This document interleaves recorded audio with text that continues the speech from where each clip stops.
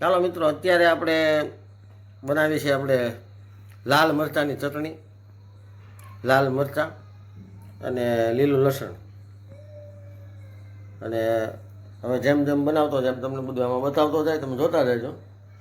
આપણે સરસ મજાની ચટણી બનાવવાની છે, હાઈ ક્લાસ.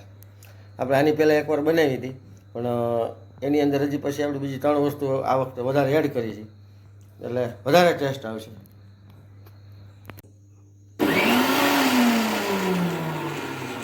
તો મિત્રો, આપણે લીલું લસણ અને મરચાંની આ રીતે મિક્સરમાં આપણે પેસ્ટ કરી લીધી છે.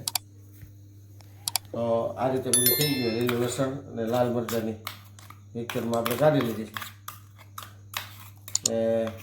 હવે આને આપણે વઘાર મારવાનો છે. સરસ મજાનો વઘાર કરી નાખી ને વઘારમાં આપણે 3 વસ્તુ બીજી નવી એડ કરવાની છે, જેથી ટેસ્ટ વધે આપણો.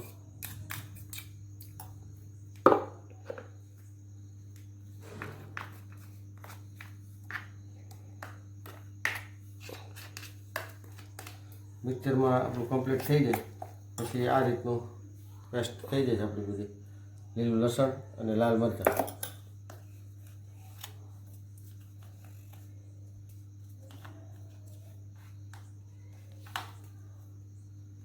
મિત્રો, આપણે રાઈ, મેથી અને ધાણા આ ત્રણેયના પૂરી આપણે મિક્સ કરી અને આની અંદર નાખ્યા છે. અને આ રીતે આપણે સતત હલાવતું રહેવાનું અને થોડા ધીમો તાપ રાખવાનો, એકદમ ધીમા તાપે.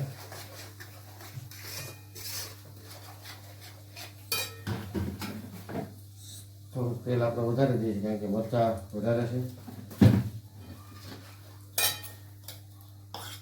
હવે એની અંદર આપણે જે આ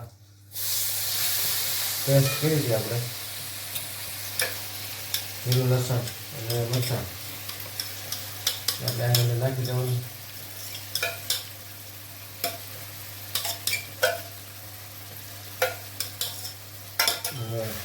આ રીતે આપણે હલાવતું રહેવાનું કન્ટિન્યુ.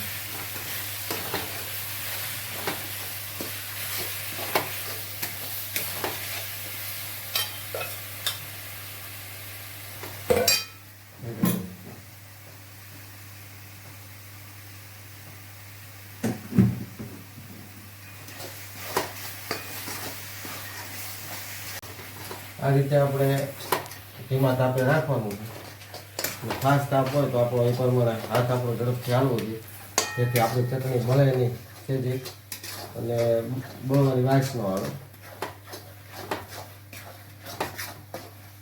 જેમ આપણે માવાના પેંડા બનાવતા હોય કેમ કન્ટિન્યુ આપણે હલાવ્યા કરીએ, એ જ રીતે આ ચટણીમાં આપણે સતત હલાવતું રહેવાનું. અને લગભગ 5 મિનિટ હાલશે. 5 મિનિટ જેવું થાય પછી તરત આ ચટણીનો કલર પડી જાય, જેથી પાણી બધું બળી જાય. બધું પાણી બળી જાય એટલે આ ચટણી કદાચ આપણે જો ગમે એટલો સમય આપણે સ્ટોર કરીને રાખવી હોય તો રહી શકે ને ખરાબ ન થાય. આનું પાણી બધું આપણે કન્ટિન્યુ બળી રહેવા દેવું પડે. તો મિત્રો, આપણે 5 મિનિટ ધીમા તાપે આ રીતે પકાવી ચટણીને. એટલે આ રીતે જો તેલ પણ વ્યવસ્થિત થઈ ગયું અને પાણી બિલકુલ બળી ગયું છે. અને 500 ગ્રામ મરચાં લીધા છે આપણે, 100 ગ્રામ લીલું લસણ લીધું હતું. એની સામે આપણે આ 100 ગ્રામ ખાંડ નાખી. વધારે ગળ્યું કરવું હોય તો 150 નાખીએ છીએ, પણ આપણે મીડિયમ ગળ્યું કરવું છે એટલે આપણે 100 ગ્રામ ખાંડ નાખી શકીએ. ખાંડ નાખ્યા બાદ ત્યાર પછી પાછું આપણે આના રીતે કન્ટિન્યુ હલાવટ કરવાનું છે.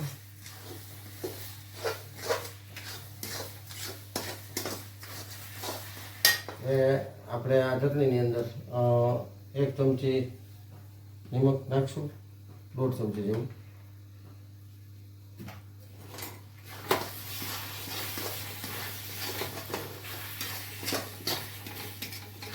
ત્યારબાદ આમાં આપણે જે વરિયાળી અને લીંબુ એ આપણે આ કમ્પ્લીટ ચટણી થઈ જાય ત્યાર પછી આ બે વસ્તુ બનાવવાની છે. હરિયાળી નાખી દઉં પણ લીંબુ પછી.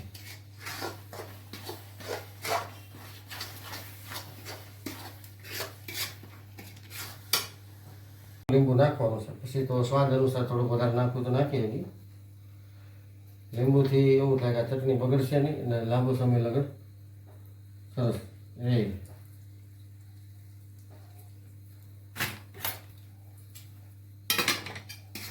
હવે આપણે લીંબુ નાખ્યું એટલે થોડીક વાર જે આપણે ધીમા તાપે ચડવા દેવાનું, જેથી લીંબુનું પાણી પણ બળી જાય અને ખાંડ એકરસ થઈ જાય એટલે આપણી ચટણી થાય એટલી.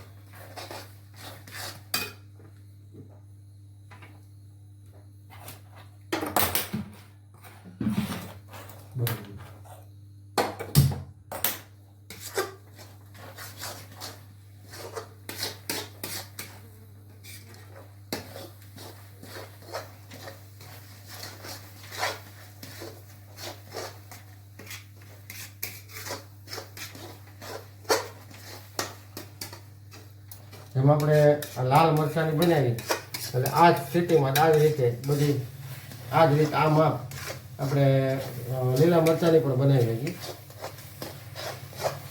લીલા મરચાં ટૂંકમાં થોડાક તીખા હોવો જોઈએ. પેલા પેપ્સા મરચાં આવે ને એની દેશી તીખા મરચાં આવે તો એ પણ ચટણી આ રીતે જ થાય. આ લાલ થઈ છે એ આપણે ગ્રીન થાય એટલે કે લીલી થાય. હવે આપણે જે લીંબુ નાખ્યું હતું એમનું પણ સિંગ તેલમાં બનાવી તો વધારે સારી રહે. પછી કપાસિયામાં થાય પણ સિંગ તેલમાં આ ચટણીનો ટેસ્ટ થોડો વધારે સારો આવશે. હવે આપણી ચટણી કમ્પ્લીટ તૈયાર થઈ ગઈ છે.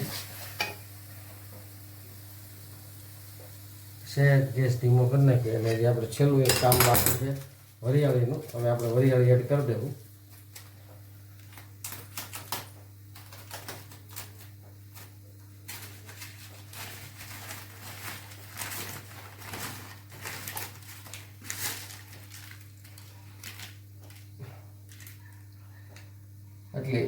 આટલી વરિયાળી લેવાની એટલે કે 1.5 ચમચી જેટલી છે.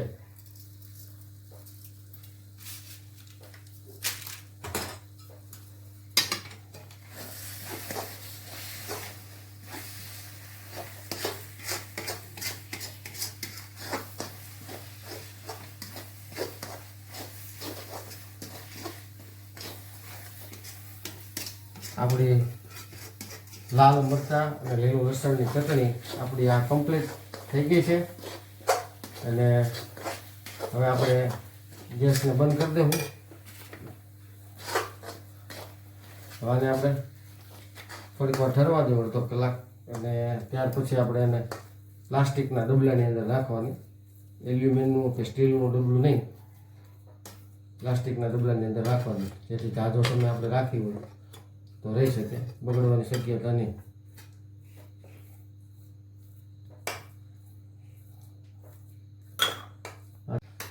મિત્રો આ ચટણી સેન્ડવિચ જ્યારે ખવાય, ગાંઠિયા હારે ખવાય, ભાખરી હારે ખવાય, જે આપણને શરીરને અનુકૂળતા આવે ને એની હારે ખવાય. ટૂંકમાં ખાવાની વસ્તુ છે એટલે બધી જગ્યાએ હાલ્યા, પણ ટેસ્ટ જે આપણે ખાતા એની કરતાં ટેસ્ટ થોડોક ધક્કો મારે વધુ આવે, વધુ ખાવાની મજા આવે એ માટે આપણે ચટણી બનાવી છે.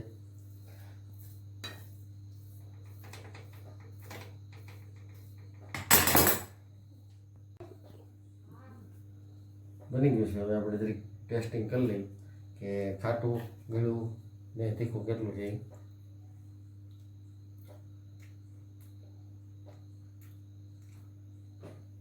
રેડી. મીઠું ને લીંબુ આવ્યું એટલે તીખાશ થોડીક ઓછી થઈ જાય, બરાબર. અને ચડવા દીધું લીંબુનું પાણી, કાળનું પાણી બધું એક થઈ ગયું એટલે આ ચટણી આપણી કમ્પ્લીટ.